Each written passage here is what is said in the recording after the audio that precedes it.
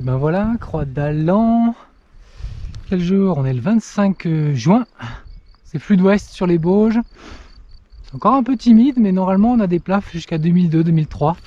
Après ça risque d'être un peu cyclique, hein. On voit des nuages se faire et se défaire. Et on va essayer d'étendre un peu ce qu'on a fait l'an dernier à la Croix d'Allan, sachant que ouais, c'est que ma deuxième Croix d'Allan de l'année. Donc voilà, mais toujours aussi content de revenir ici, même si on fait pas un grand truc, c'est toujours magnifique d'aller se promener par là, donc plaisir avant tout. Allez go, on est avec Maxence et puis il y a Thibaut qui est déjà en l'air. Eh ben salut à tous, j'espère que vous allez bien. On va débriefer comme promis le vol de la Croix d'Allan cette année, record que j'ai fait là-bas pour moi avec quasiment 80 km et presque 5 heures de vol. Donc un vol qui nous envoie du coup tout au nord du massif jusqu'au nord de l'Enfant et qui revient jusqu'au sud du massif jusqu'au pic de la Sauge. Donc ça commence à faire une belle balade. Allez, on se retrouve tout de suite pour le débrief sur Sport Track Live, juste après le générique. À tout de suite.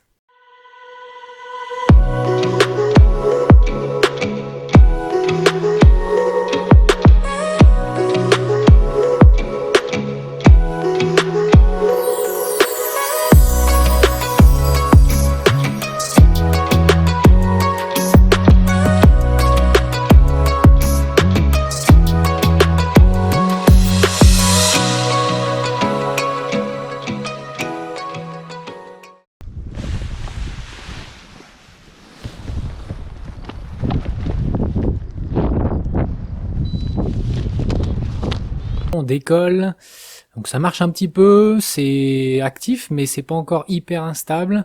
On va voir, soit on part sur le plan de la limace comme d'hab, le mont de la Coche, soit on part direct sur Pleven si on n'arrive pas à trouver quelque chose qui est allumé. Bon, il y a de la brise en tout cas, donc il y a de l'appui au relief, ça doit porter normalement. On n'arrive pas encore à trouver la sortie. On va mettre 10-15 minutes à vraiment trouver chacun son cycle pour partir sur les crêtes supérieures. Bon, en général, il est par là le thermique. Le thermique du Pan Mollard. Est-ce qu'il est là le thermique?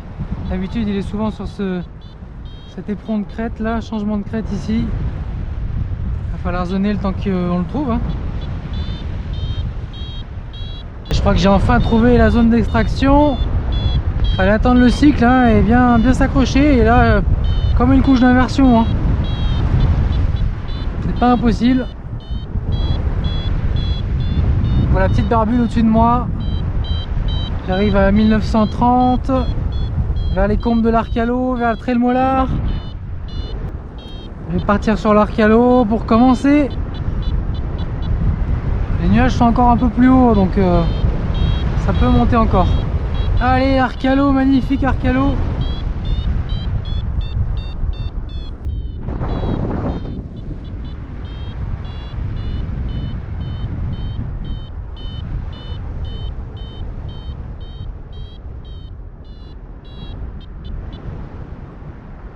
« 2300 au mont de la Coche, 2500 après un bon cycle sur l'Arcalo. Thibaut va me rejoindre bientôt.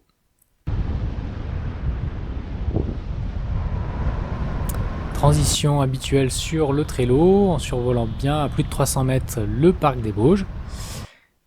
Et là, plusieurs choix s'offraient à moi. Bon, ici j'ai plusieurs choix. Hein. Soit je passe sur le Julio ici, pour ensuite aller sur le Roc des Bœufs. Soit je vais sur Bonplat d'abord, puis le Roc des Bœufs. Soit de Bonplat, je vais directement sur la Forclaz. Je pense que je vais aller voir ce qu'il y a sur Bonplat, s'il y a un bon thermique. Je vais partir directement sur la Forclaz. La fameuse dent des portes. Donc là, je vais trouver successivement un bon thermique qui m'emmène à presque 2350 à Bonplat. Et je pars en transition pour survoler la brise du lac d'Annecy. Allez, quasiment au nuage, à Bonplat, à 2380. Je pars directement sur la Forclaz. Bon, et ben tout va bien, transition nouvelle de Bonplat jusqu'à Annecy, jusqu'à la Forclaz. Pas de problème avec la brise, on est bien au-dessus. Je suis poussé par 10-12 km/h de sud-sud-ouest. Au-dessus de Doussard. Transition qui me paraissait très large, mais mon GPS a bugué en fin de parcours et du coup il m'a recorrigé mon altitude avec 300 mètres de moins. Donc au final je suis arrivé à 1000 vers le sud de la Forclaz à 1250. Et là je tombe vraiment dans la brise et c'est un peu galère. Thibaut lui est parti avec 200 mètres de plus que moi. Il a pris un meilleur, peut-être un meilleur cycle à banc plat. Il est arrivé jusqu'au nuage et ben ces 200 mètres ont bien fait la différence. Et puis avec une ligne plus directe pour aller à la Forclaz. Globalement, il va faire toute la partie d'Annecy avec 200 mètres de plus que moi et il va me rattraper du coup. Donc nickel, on va réussir à faire la suite du vol ensemble. Oh, la brise est très forte à Annecy. En fait, mon GPS il me disait de la merde. Je suis pas arrivé à 1500 mais à 1200 et là je suis au niveau de la maison de l'américain et ben la brise elle est au moins à 20-25. Heureusement elle est bien travers donc ça porte. Je suis scotché là par la brise. Putain. C'est rien que je sorte d'ici. C'est pas piou-piou friendly là, ça c'est sûr. Allez, j'accélère à fond, juste le temps de passer les arbres et je relâche après. Voilà. 1400 mètres.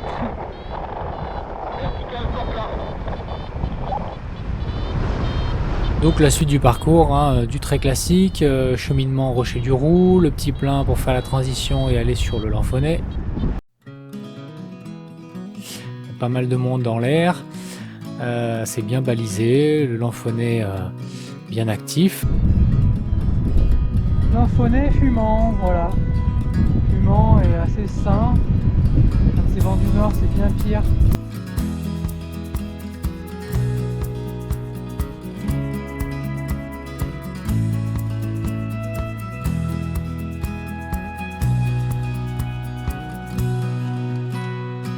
Les dents de l'Enfant, toujours bien turbulente quand même, hein. Il y a pas mal de bulles un peu partout et puis voilà, on se contente de 2000 mètres pour aller transiter avec Thibaut.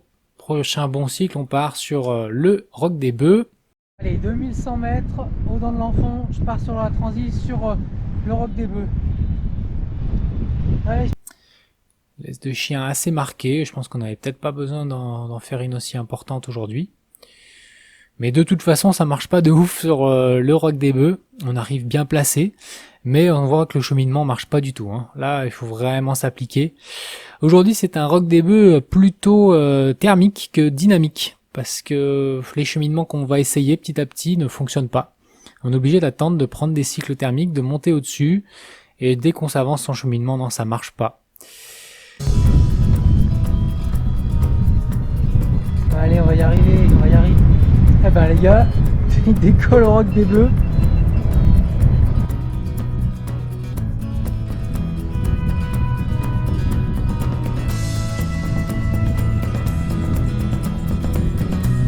On va y arriver. On va recommencer à avancer. Il faut redoubler de persévérance et puis voilà, petit à petit on va se mettre tranquillement à avancer et plus on va au sud du Roc des Bœufs, plus ça marche. Je suis assez efficace, de bulle en bulle j'arrive bien au sud et je pars à 2150 mètres direction le Marjaria. En faisant la petite laisse de chien, il y a un petit peu d'ouest en haut. J'espère que ça va fonctionner. Avec de l'ouest ça ira, avec du sud-ouest ça va moyen aller sur le Marjaria. Mais bon, on a vu qu'en basse-couche c'était plutôt du nord avec les brises. Et là il y a de l'ouest, donc ça devrait le faire. Est-ce qu'un jour je transiterai du Roc des Bœufs au Semnoz là, sur la pointe, la crête sud du Semnoz? Bon, ça doit être en plein dans le Venturi, mais il y en a qui l'ont fait. Après je pense qu'il faut du plaf, hein. En essayant de pas trop accélérer pour pas trop dégrader ma finesse. Et je vais arriver à peu près à la même hauteur que d'habitude, soit 1150 mètres sur la crête du Marjaria.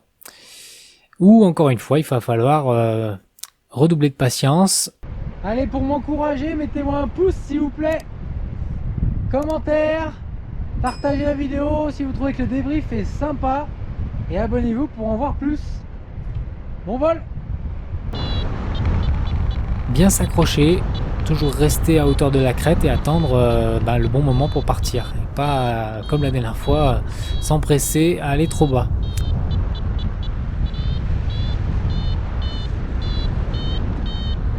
prendre le temps de s'appliquer, marge arrière. En plus qu'on roque des bœufs. Je trouve un bon cycle thermique qui me permet de passer à l'étage de la crête, et une fois à 1400 mètres, c'est la récompense. Le cheminement du Marjaria, la voie royale pour aller vers le sud.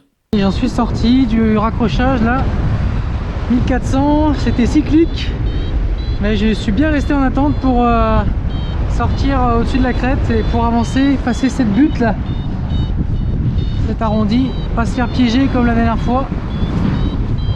Yes, je crois qu'on est parti pour un bon cheminement là. Alors on retrouve des très bons thermiques. Je vais zoner un petit peu dans cette zone là pour attendre Thibaut, qui pareil fait son dur labeur au début du Marjaria. Et puis on va se concerter pour savoir ce qu'on fait de la suite. Allez, on a retrouvé Thibaut, je l'ai attendu au Marjaria, pic de la Sauge si on peut. Mais ici ça plafonne à 2150, hein, ça c'est sûr.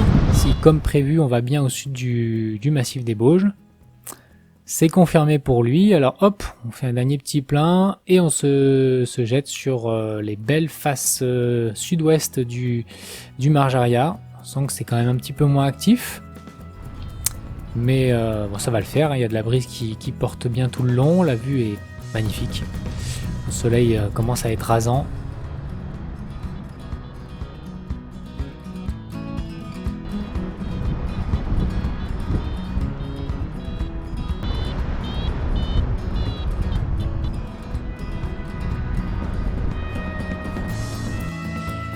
Au final, c'est le cheminement qui est plus efficace que le thermique. On arrive tous les deux sur le Mont Séti ensemble. Voilà, on enroule ensemble. Et là, c'est le petit jeu à sauter de montagne en montagne, hein. Les transitions sont toutes petites. On est en train d'enrouler là devant Chambéry. Extraordinaire. Coucher de soleil là. Allez, on se jette sur le pic de la Galope. La pointe de la Galope. Elle devrait marcher elle aussi.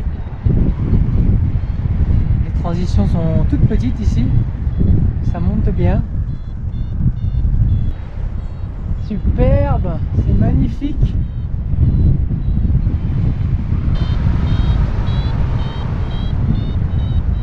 C'est meilleur sur la Galope en tout cas.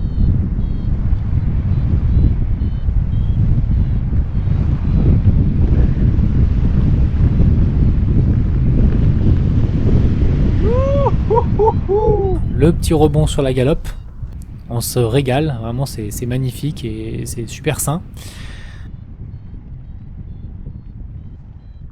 Et jusqu'au pic de la Sauge où on a vu sur le lac de la Tuile. On est vraiment sur la partie extrême sud du massif des Bauges avec la vue sur la Chartreuse et puis la vallée du Grésivaudan, Chambéry ici. L'heure tourne, on repart en arrière et voilà, on trouve que la masse d'air est bonne, mais...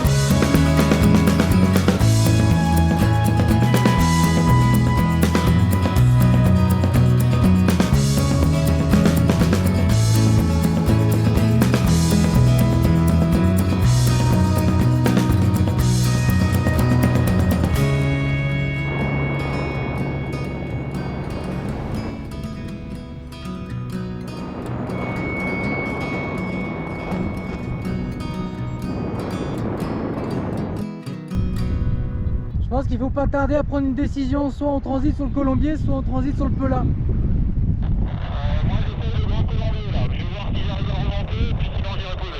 Et voilà, on trouve que la masse d'air est bonne, mais qu'elle est moins cyclique. Il y a moins de déclenchements thermiques qui nous permettent de faire le plaf. Et on aurait bien aimé, parce que si on avait eu de la hauteur, on aurait pu partir sur le Mont Pelat, puis sur l'Arcluse. C'est ce que j'avais prévu à la base comme plan de vol, pour vraiment faire la grande boucle et revenir par là. mais on n'a pas les hauteurs, hein. Vraiment au mont de la Buffa, on galère, il y a le vent, une espèce de brise de sud qui se ressent, c'est pas agréable, ça commence à être un petit peu turbulent. Donc voilà, on fait au mieux, mais on va pas arriver à faire plus que 1600. Et donc on essaie de faire le retour par le Colombier. Bon, bah, ça a l'air de marcher en tout cas, là il remonte un peu sur le Colombier. C'est les rochers de la Bade en fait. Allez, on va essayer de cheminer, on se jette dans le col et on va rentrer. On fera pas l'Arcluse, ça serait à mon avis trop joueur. Il est déjà 19h37. Bon, en tout cas on est poussé et ça porte, donc c'est très bien. On peut demander de plus. Bon, on est quand même assez bas, hein. Je sais pas si on va réussir à trouver une sortie. Les rochers de la Bade ils sont plus hauts là. Bon bah pour Thibaut c'est la fin du vol, il va se poser à Aillon le Vieux je crois, ou la Bottière. Je suis encore à 1270, j'essaie d'avancer le plus possible vers les Schrennes, mais ça semble compliqué de se réextraire du Colombier. Bon bah c'est assez irréel, hein. Face ouest du Colombier, la combe du fer à cheval je crois ici. C'est assez dingue comme paysage. C'est sous la dent de Rosanne. Et j'essaie de remonter. Bon, je perds petit à petit, mais franchement, ça glide. Il faudra que je me trouve un terrain pour poser quand même. On s'accroche un peu à la forêt, mais on sent que voilà, on pourra plus vraiment se réextraire. Thibaut va se poser à Aillon-le-Vieux. Moi, j'ai vraiment collé la forêt pendant un bon moment et j'arrive à glider et à faire une grande ligne, vraiment de 12 km. Bon, jusqu'où je vais glider jusqu'à Châtelard, jusqu'à les Schrennes. Ça fait un sacré tour, hein. Et là, je devrais être poussé normalement par la brise. Je vais arriver dans le goulot ici. C'est un glide de l'espace. Putain, le glide de fin de journée, quoi. Il est pratiquement 20h. Petit à petit, ça s'amenuise, mais franchement, la forêt est en restitution. Alors, il m'est permis d'espérer poser vers la compote. En partant à 1600, je fais le tour, je me fais légèrement pousser par la brise et j'arrive jusqu'à la compote, à quelques mètres de l'atterrissage du cimetière. Bon voilà, je sais que j'arriverai forcément à la compote. Il n'y a quasiment pas de brise, hein. Franchement c'est gentil quoi. Et ben les amis, c'est un glide de l'espace qui m'attend. Vraiment une fin de journée exceptionnelle. Je pensais pas rentrer par là, hein, franchement.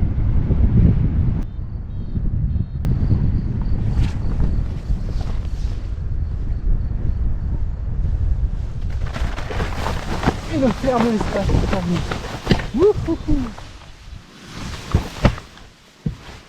Et ben je suis bien posé à la compote, quasiment à l'atterro. J'ai manqué l'atterro officiel de allez 20 mètres. Quel vol de l'espace, incroyable. 20 heures, j'ai fait pratiquement 5 heures de vol. Et donc voilà, on a passé quasiment 5 heures en l'air, à partager un vol à deux avec des paysages superbes.